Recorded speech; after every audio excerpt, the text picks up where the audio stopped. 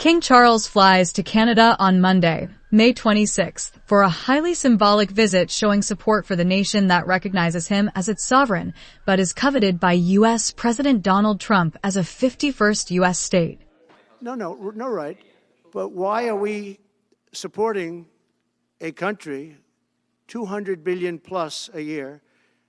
Our military is at their disposal. All of these other things, they should be a state.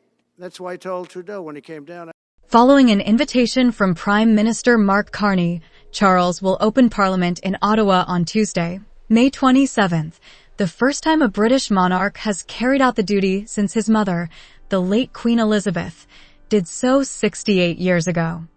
To be clear, I made the request of His Majesty, and he has accepted. He will open Parliament with the speech from the throne, and that is a it clearly underscores the sovereignty of our country. The 76-year-old king is still undergoing cancer treatment, which has limited his workload, so the two-day trip shows his commitment to Canada, one of 15 countries where he is monarch.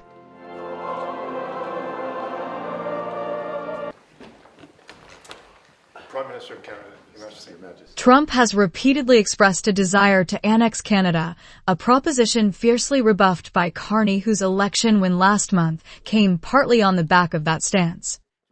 America wants our land, our resources, our water, our country.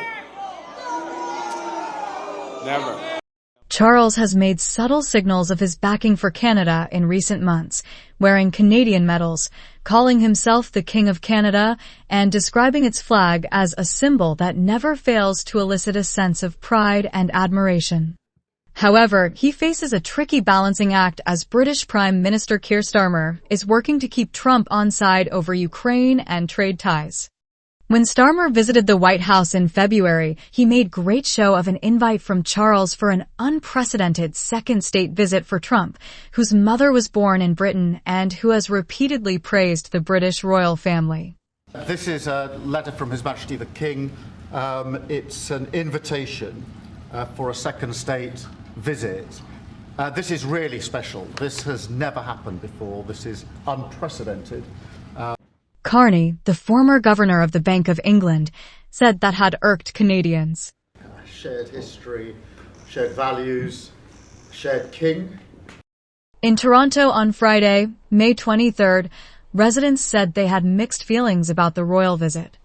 I would say the British monarchy under Queen Elizabeth was quite potent and powerful. I'm not certain about her new heir.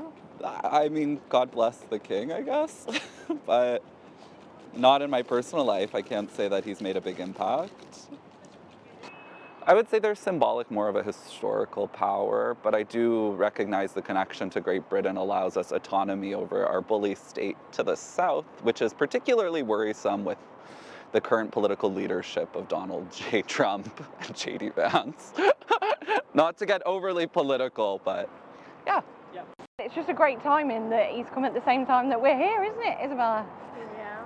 I think it's great for him to come over because, you know, he's quite old now, and hopefully it'll build a relationship between England and Canada, and yeah, really good. As a Canadian living in downtown Toronto, there's a lot of homeless people here, and it's going to cost us about $1 million to have him come to say a speech, and it will save us a lot of money if he didn't come, and we could spend that money helping the homeless people in downtown Toronto.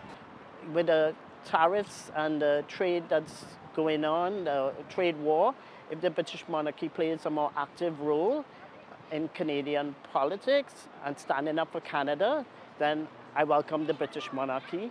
But I just find personally that he's been very silent, and he's been more open to Donald Trump by having a state visit to England, to the UK, and he's not saying too much about Canada, so I'm rather disappointed in the British monarchy. Charles's trip, which he will make with his wife Queen Camilla, will be his first visit to the former British colony since becoming king in September 2022. On Monday, the royal couple will visit a large park in Ottawa and meet vendors and artists, according to Buckingham Palace.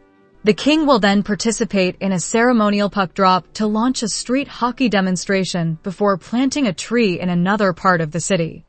It will be just the third time a sovereign has delivered a speech from the throne in the Canadian Senate, an event which opens every new session of Parliament. Charles and Camilla will travel to the Senate in a ceremonial horse-drawn carriage with a 28-horse escort to deliver a 25-minute speech written by Carney's government. Canadian Identity and Culture Minister Stephen Guilbeault said it would be a momentous occasion, one that brings Canadians together in celebration of our rich history, our democracy, and the institutions that serve us all.